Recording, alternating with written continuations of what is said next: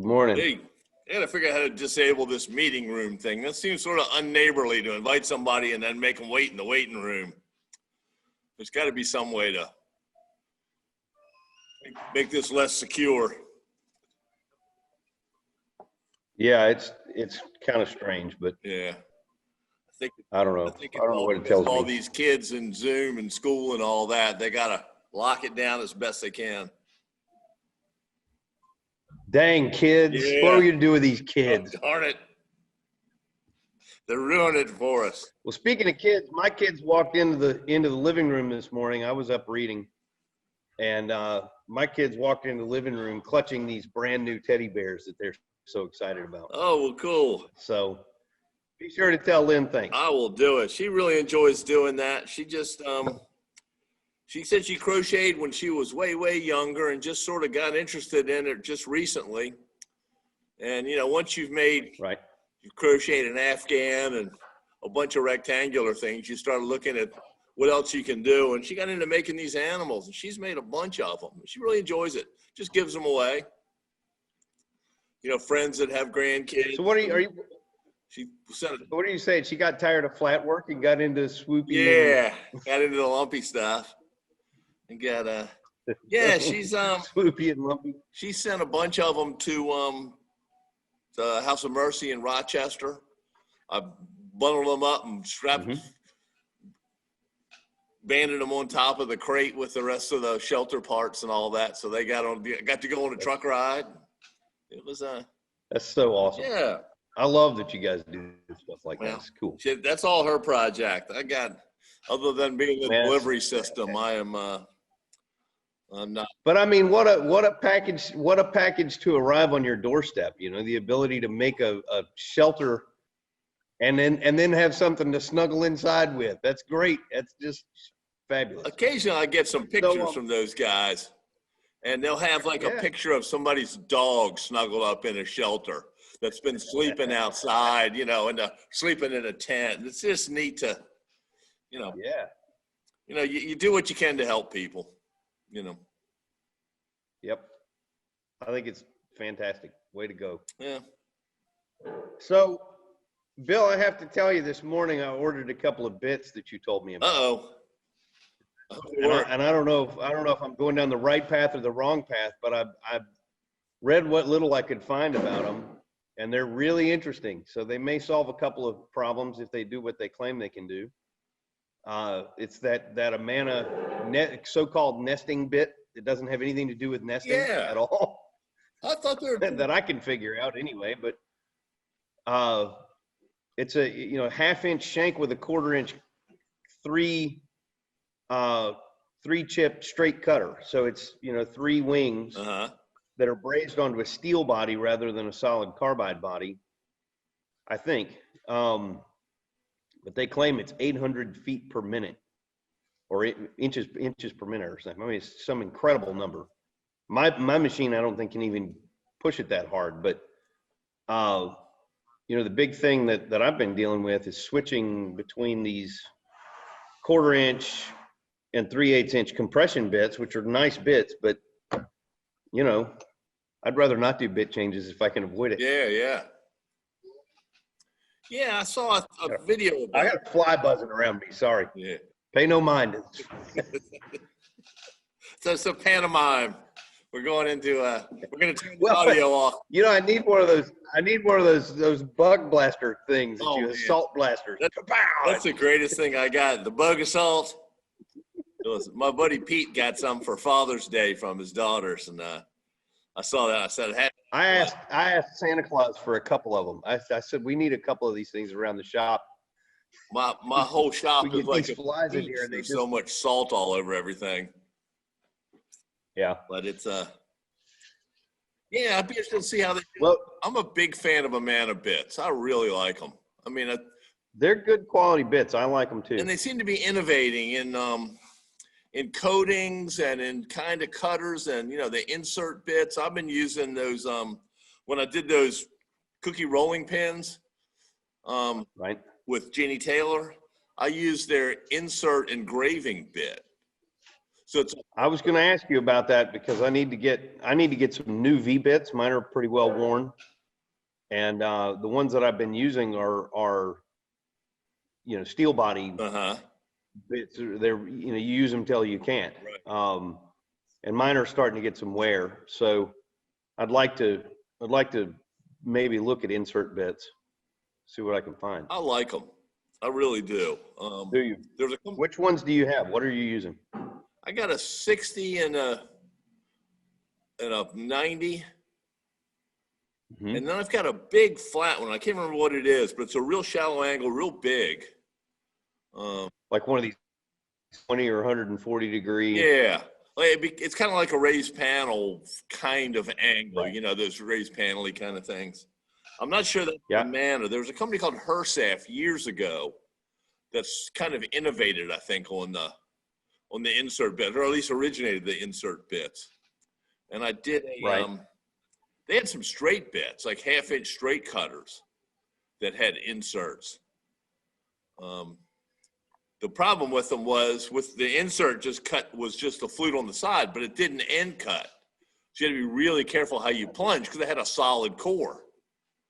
So, you couldn't plunge past the little bit of insert that stuck out past the edge unless you always ramped in. Right. And back in those days, the ramped in wasn't in a lot of software, a lot of CAM software. Yeah. You had to sort of wing it. So, no, man, it's, I've had really good luck there. They do a good job. Their instructional videos are interesting. Yep. And I use a lot of that Spectra coat, the kind of blue metallic-y kind. That was my next question. Are their claims as good as are the bits as good as the claims? I don't know. It's kind of, it's all that stuff is sort of, you convince yourself that it's better. But I mean, it seems that they're expensive bits. They seem to hold up better. I've gotten a bunch of different ones. I've gotten some little 1/8-inch up spirals. I've gotten some 1/4-inch bits, and they seem to be, it seems to hold up well. I don't know. Cool. I don't have any numbers. I don't have any data. Right. But I need to buy several new bits. We finished that big job and I've basically cooked everything I had. So it's kind of time to start fresh. I'm going to try some new things. And, I've been real happy with a lot of the white side bits that I've been using. They're just workhorses. I mean, they're just good quality. And then I'm getting this, I don't know what brand these Italian made bits are that I get from a local supplier, European Tooling in Washington, North Carolina, but they've got these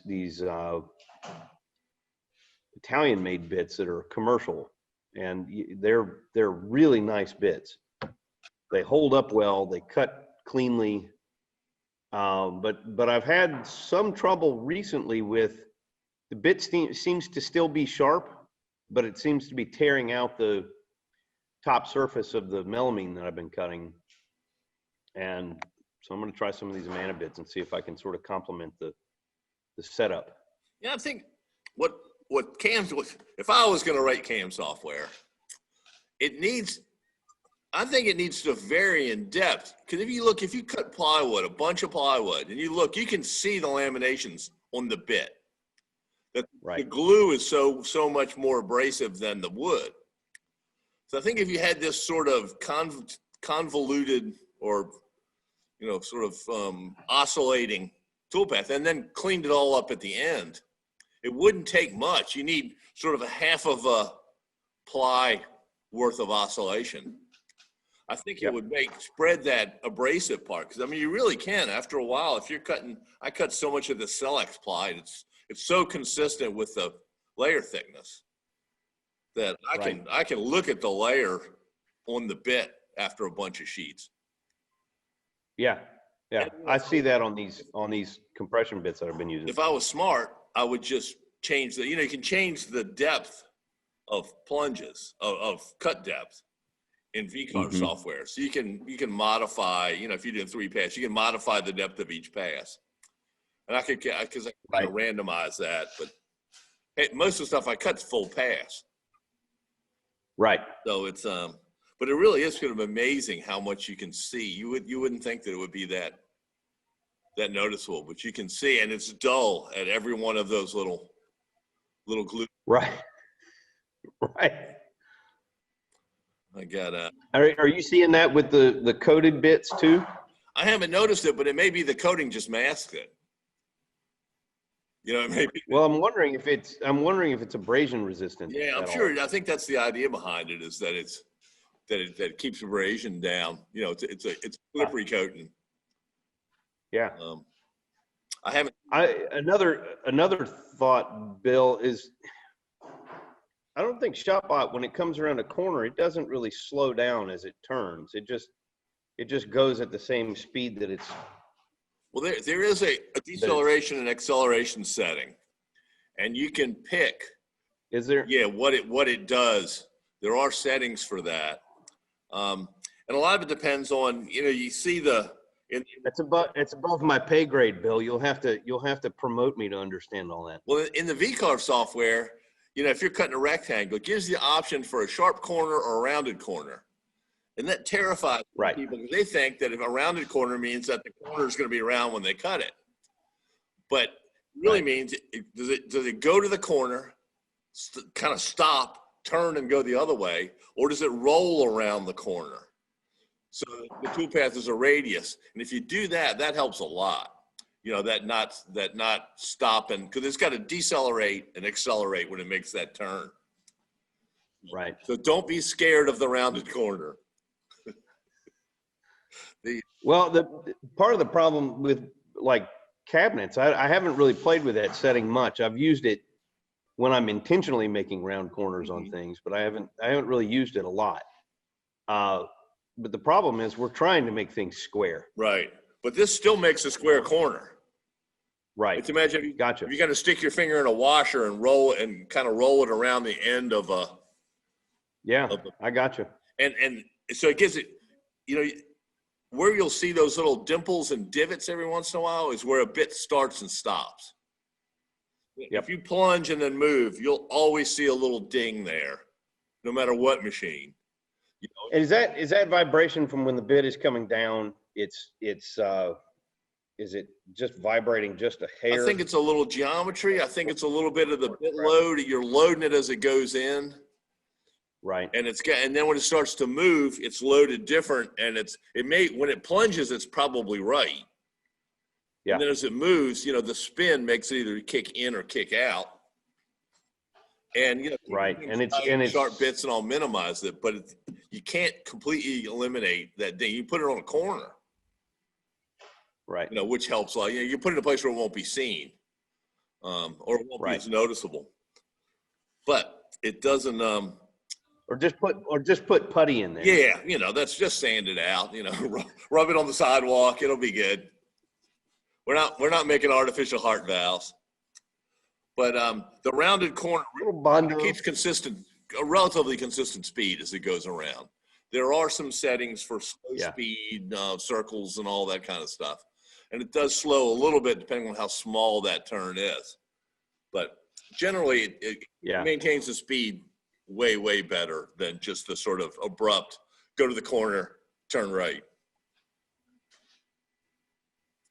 Well, so that makes me think we should do a video on the speed changes, right? On when to speed up and slow down, and where to apply that, and how to know, you know, why you would do something like that and where to do it. There's an article on the ShopBot website written by a guy named Brady, who did a really good article about the ramp settings. So it's the ramp settings, right? You know, you talk about ramping and VCarve is sort of being the lead into stuff at depth, but ramping ShopBot is that acceleration, deceleration, and all that. And there's a great article that Brady Watson did about those settings and what they all mean. And you can change them in the ShopBot software. And they're this acceleration, deceleration, how long a distance it accelerates over, how quickly it accelerates. I mean, it's 99% of the time I'll leave them at the default. But it's a pretty good setting. Yeah. But if you're doing something like a really intricate 3D carving, where if the acceleration isn't right, it never gets up to speed. You know, it's always, the segments are so short that it's sort of always trying to speed up and trying to slow down. And you can do, Gotcha. I'll get our editor to put the link to that article in the YouTube video, in the notes. And you can, okay. It's a good article to read, even if you don't mess with it. You know, if you decide to stick with the defaults, it's good to know what they do. You know, what the choices are. Then if you see a symptom, you say, well, maybe that's the, you know, that's the acceleration length. Certainly. Well, I just this morning I watched a video that Ryan Patterson put together on determining material thickness using the machine. Mm-hmm. So if you're having some issues trying to figure out what your material thickness is, you zero to the top of the material and then you zero to the bed, and you know, you figure out what the difference is. Do a little calculus in there, but it's pretty simple stuff. And it was a very good video in terms of how, you know, because I've had some strange issues lately with melamine being different thicknesses. And that is just enormously frustrating when you're trying to put parts together into pockets. So it would be helpful to get a more accurate, you know, more accurate version of that, and then maybe split the difference between two pieces as you program it in, just so it's tight, you know. We did fabrication for a Kickstarter thing for Sketch Chair, which was a chair design software, and their fulfillment for that was either a stool called an antler chair, or a stool called the rocking stool. And they were both, you know, slots, really counted on precise fit to not be a chair in particular. You don't want it to be at all sloppy, but you also don't want somebody to beat it together with a hammer. Right. So we ended up doing like 5 different ranges of plywood thickness files. Excuse me. For different, so we'd have to measure each sheet to get it just right. Right. And then you'd run and this was all, you know, out of the same unit of Baltic birch. Right. Well, that's all. This melamine was most of it was out of the same unit. And then I got a couple of extra sheets just recently, and trying to fit one to the other was a nightmare. I mean, Scott was over there beating the snot out of it with a mallet, and then some of it he's having to sand down. Yeah. And, you know, just playing games to get them to fit. And I'm over here miking the material in several different locations, and I've got what I thought was an accurate thickness, but it's not. Yeah, I think a lot of it varies so much through the sheet. You know, the edge of it is expanding or contracting with moisture and temperature faster than the middle. So you can measure around the edge all you want, but that may not be what the thickness is a foot in. Right. And I mean, I know that, I know and expect that, but this has been the most I've ever seen melamine vary. You know, melamine is usually reasonably close, because it's nothing but glue anyway. It's manufactured. You know? It's like a brake rotor. I mean, a brake rotor is a brake rotor when you buy it from the place. You know, it's right. But I mean, this is like plastic and sawdust and glue. Yeah. And it's basically all it is. You expect that to be a reasonably uniform thickness, but it isn't. I mean, speaking of plastic and sawdust and glue, I've been doing some 3D printing recently. Off and on, I got a couple of 3D printers. It's kind of fun to play with.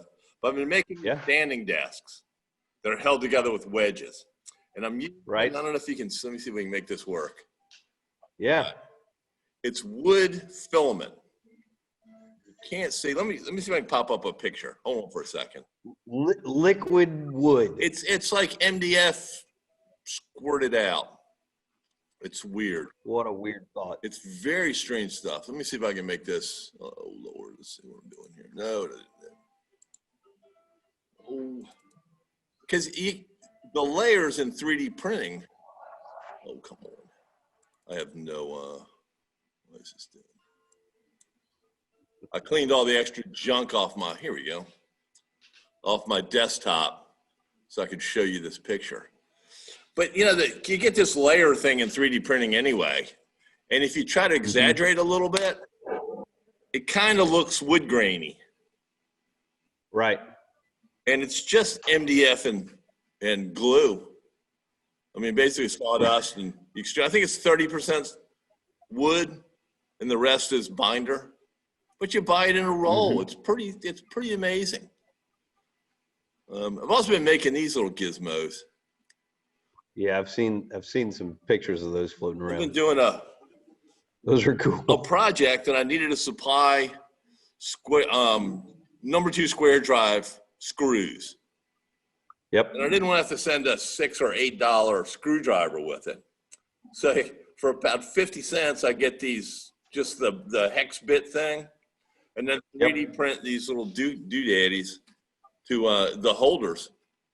And I just drop each one of these things in there. I just let the 3D printer is kind of interesting because you don't have to tend to do it much. Once you start it, you just let it go, and it either fails on its own or succeeds on its own. There's nothing you can do. If it's going to fail, it's going to fail, and there's no interaction you can do to make it go better.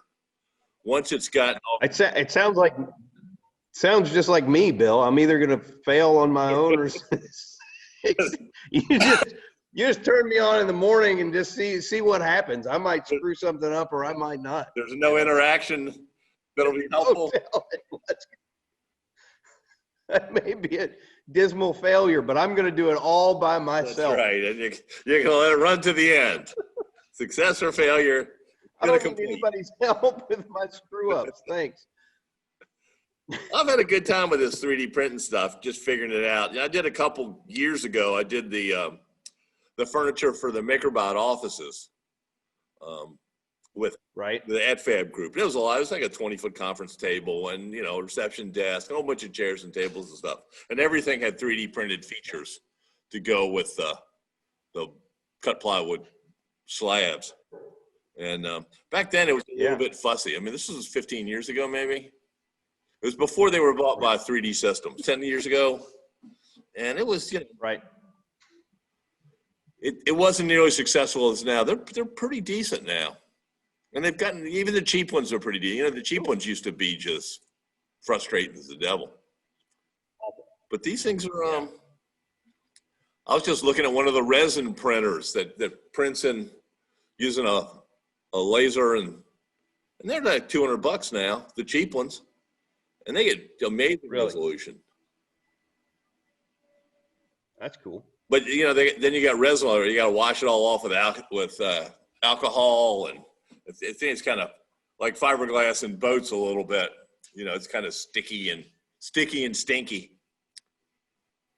Well, as we often meander through things, another thing I was reading about this morning, I've been playing around with food safe finishes, and I'm reading some things and kind of working on an article that I want to put together on food safe finishes and the sort of dispelling of a lot of myths that are out there.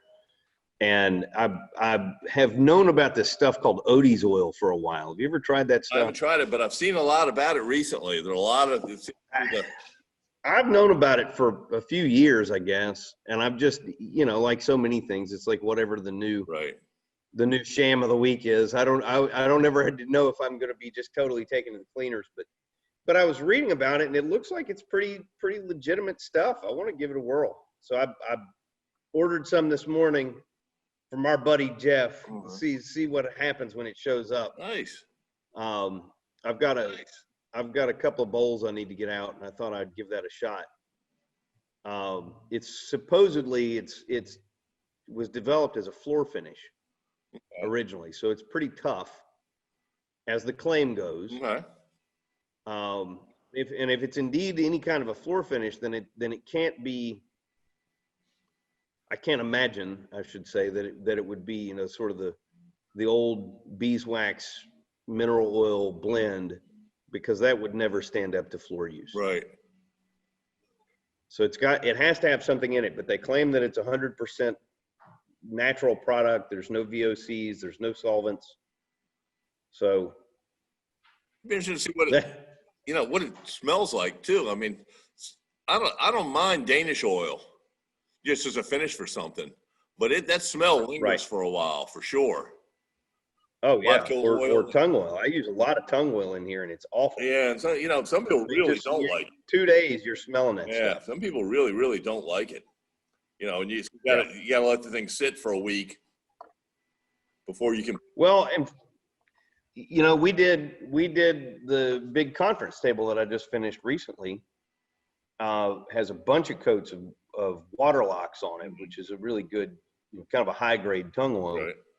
And I had to explain to the commissioners that, you know, it's gonna be a little while before this truly hardens up. You gotta treat it like it's a fine piece of furniture. It's not, you know, you don't just slam stuff down and then drag it across the tabletop.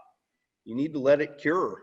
And you know, they were pressing for deadlines and stuff, and I said, well, we can do it, we can get it in there, but you have to be patient with it. The longer, the better. Yeah, and you know, I mean, I tried to explain to them what's happening when it's, you know, finish is polymerizing, and it was like, Yeah. they weren't listening. I want to write a letter. You know, and they're, to give them credit where credit is due, they're expecting something that's, you know, hard and done when they get it. Yeah. And you know, I've tried to explain to them that's the difference between manufactured furniture that's using, you know, heavy chemical finishes, pre-cat stuff, post-cat stuff, and conversion varnishes and that kind of thing. And that stuff's fine, but I don't use that in my shop. You know, we were not handling in here. I mean, we use some, you know, mild solvents and things like that in any conversion varnish or heavy lacquer. It's just too much investment of dealing with that material, and then you're exposing your chemicals all the time, which I'm on this lifelong quest to stop using any chemicals as I started off. You know, because when woodworking, it was like, whatever chemical you can throw at it, just put it on there. It's good, you know. And then wash it off with acetone. Wash your hands off with diesel fuel, boy. You'll be just fine. Which I hate to admit, I actually did a few times at the instruction of the guy I was working for. Yeah, I'm a WD-40. You know, just pour some gasoline on your hands, boy. You'll be all right. There's many times I've sprayed myself with WD-40 to degrease my hands. You know, there's all that stuff. Has to be good for you, Bill. Sure. All right. Keeps you lubricated. I don't be all squeaky. Right. Yeah. So I owe you a set of sawhorse files, and I'll have them to you in a little bit. Sawhorse files. I'm trying to clean them up so that they so somebody other than me can use them. They're not, you know, I'm gonna do all like the merge tool pass and all that stuff. And you know, Bill, the idea was to make some quick sawhorses, not drag it out. Oh, no. Well, you know, the better I can make the files, you know, it's what you make something that you think you're just going to make a couple of for yourself. It's easy to sort of, oh, well, that's good enough. Right. But, you know, if you want to send it to somebody else and don't want to spend a week on the phone explaining, why would you do it like this? How come this one's weird? So I'm trying to get it all in layers and trying to make it efficient. Is this a right-handed sawhorse or a left-handed sawhorse? Yeah. How come this part's metric and this part's inch? Because that's the fastener Bill Young had on the day. That's it. Yeah. Yeah. I mean, so how about Lofty Lima? Are we ready to build one of these things? We are ready. I think I got to, you threw a confusion in here a little bit in that we want to, it's forcing me to figure out how to easily extend things in a module, efficiently extend them to make them longer than the default. Well, that's what I was trying to ask. I don't know if I was articulating that well to you on the phone, but what I was saying is if there's a sort of a modular place to add a link to the whole thing, that's what I'd like to do. I'm not looking for a custom link. No, there is. I mean, and the modularity of it is the reason it works so well. Unfortunately, the modularity is in 2 feet modules, which unfortunately means 2 foot modules. It's 2 foot between ribs, which works really well, except you can't do the 8 foot because you've got connectors on the, I'm waving out here. You can't do it. You got connectors and all on the edges, which take away from the 8 foot part. Right. So it's going to take a little bit. I think it's going to end up being sort of a 7 foot part. Okay.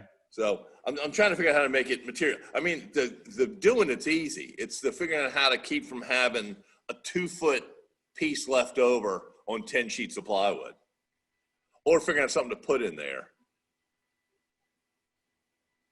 Right. You know, I'm sort of compulsive about not wasting material if I can help it. And whenever I see a piece of a sheet that doesn't look like it's doing like it's supposed to, it bothers me. So I'm trying to get. Well, I try not to end up with giant piles of stuff too. I've been using 5x8 melamine lately for that reason, because you can put like cabinet base sides in 5x8 fits so much better than 4x8. You end up with all this waste from 4x8. So it's a little more expensive, but it is absolutely worth its weight. So, well, I'm ready to do this lofty Lima thing. So we need to talk about maybe going through that on a video. Why don't we do that as our next video? You'll lead us through. That'll be good.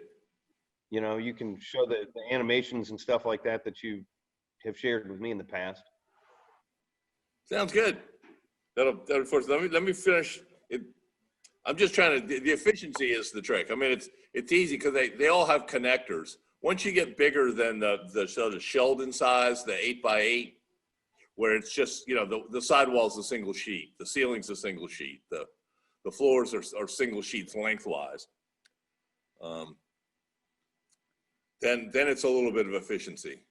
Uh-oh, I think you went away from me. Oh, you came back. Bill, are you there? Yeah, I lost you for a little bit. My internet just said bye. Uh-oh. See you later. It came back. Okay. All right. But I think that's usually a good indicator that we're done. Yeah, we've said all we're going to say. I will send you the software YouTube stuff. said that's all you get, buddy. I will, and I'll get the Lofty Lima stuff. I'll figure out what that modularity is, because then it's just a matter of making parts. Cool. It's just, there's an outside wall, inside wall, floor panels, and ceiling, and adding more ribs. Let me ask you a question. Have you ever built with the shelter designs? I feel like I've seen some things and I couldn't find them. I was surfing around a little bit last night looking for them. Have you ever built shelters with like any kind of deck or anything around it that for usable space at the same level? We haven't, but we've had people that just built a deck and built a shelter on top of it, basically. Just built a wooden deck. Okay. And then put the shelter on. Yeah.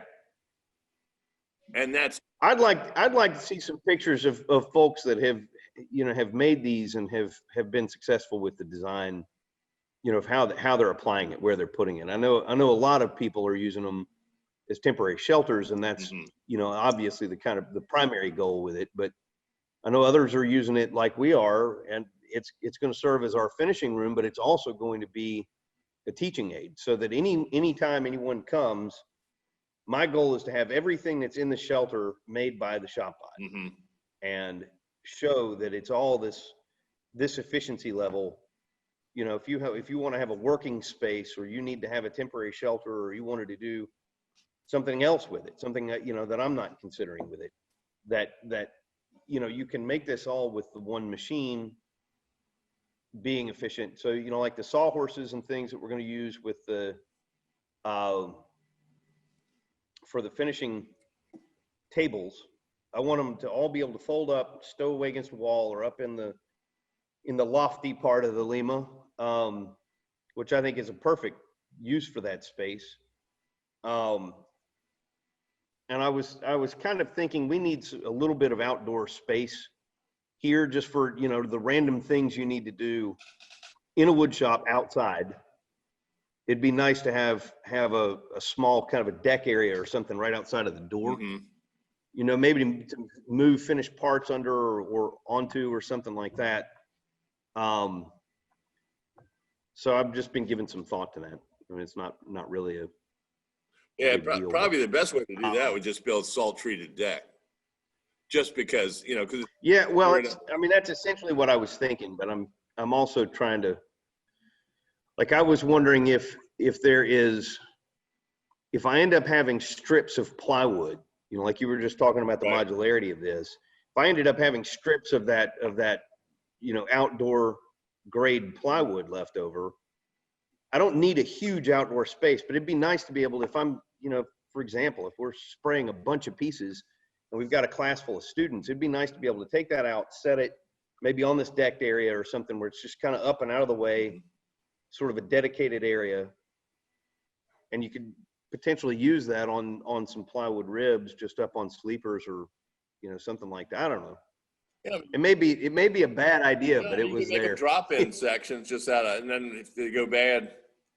But, you know, I've never done this, but I always wondered if something like Thompson's water seal or some sort of a thin penetrating, if you just doused them in that, took a piece of PVC pipe, filled it full of that stuff, and just drop your pieces in there and let them sit for a day, or a piece of gutter or something like that, and just sort of sunk them in that and let it sit, how much that would protect the end grain. Because the edge grade's the issue. It'll check on the face a little bit, but that's not super bad. But when moisture gets in the end, it starts to rot off the edges. And I'm just wondering. Well, I'm planning on painting the whole thing. I'm gonna paint it with, you know, decent exterior grade paint, and I may do that with the decking material. I don't know. We may just put a treated deck up. They make all that all that textury gap filling stuff for decks. We've been using that a lot for painting the shelters, because it fills, you know, cracks in between stuff. And we've also been using the zip wall tape. I don't know if you're familiar with zip wall, but it's a Huber. Yeah, you told me about that on the. Sticky. I think we talked about this in a video a couple weeks ago. It's sticky as heck rubber tape that you can cover, you know, seams and stuff. I mean, it's designed for their vapor barrier system, but it's amazing stuff. And we just do it wherever a tendon pokes through a hole, where a seam is, where panels meet exterior, just put a roll of the stuff and you can paint over it. It's pretty impressive. Cool. Yeah. Well, I'm excited. I'm ready to get started. So cool. When you're ready, let me know. I will do it. It's on my. I should be getting my plywood next week. Good. So we'll be ready to rock and roll. And you're getting the Aruka? Yeah. And then we use the Advantech for the ground contact stuff and the flooring. It's a manufactured. It's a radially spun OSB, but it's a subflooring material. And yeah, I'm familiar with it. It's lifetime guarantee as subflooring. They make a couple different versions. It's splintery to cut. I mean, it's glue and chips. It's I've used it. We've got it on one of the walls in here. We got some from a builder that had leftover stuff from a job that we got at a good price, and I've actually used it as a wall in here. It's heavy and splintery, but it's good stuff. And it's just like better outdoor OSB. Yeah, exactly. So, it's kind of like that. Well, Bill, have a wonderful weekend, my friend. All right, bud. What? Do what? I was going to tell you, it's like that if you have an old piece of yellow poly rope, you know, that sits outside for a while, and it gets those strands and meat hooks all over it. You'll end up with those little pieces of Advantech in your hands just from cutting it. But it's great stuff for what we use for ground contact and all. I guess most people don't know the feeling of old yellow poly rope. But it's oh, I do, man. That stuff is awful. It lasts forever, but it gets to a point where it tear you up. Those little meat hooks. All right, bud. I gotta All right, man. I got to get to work. Now you give me a big to-do list. Yeah, well, we're gonna try to get some stuff done here too. We're most of the way through this second Millworks project for the year, and we'll be installing in a couple of weeks. So Scott and I are in here on a Saturday to try to knock some of this stuff out. And anyway, I'm ready to get back to work on the school and get this shelter up, which will get us some attention. The Farmville group is all excited about the shelter, by the way. Nice. I've been sort of promoting this with you for, the year and a half that we've been here, I guess. And they're going to use it as a little bit of a town publicity thing. Neat. Look at what one of our businesses is doing and how can we apply this kind of thing. So anyway, excellent. So we're gonna make a little stunt out of it. Cool. Something fun. Sounds good, bud. All right, Bill. Take it easy. Have a great weekend, my friend. Stay warm. Bye. Bye.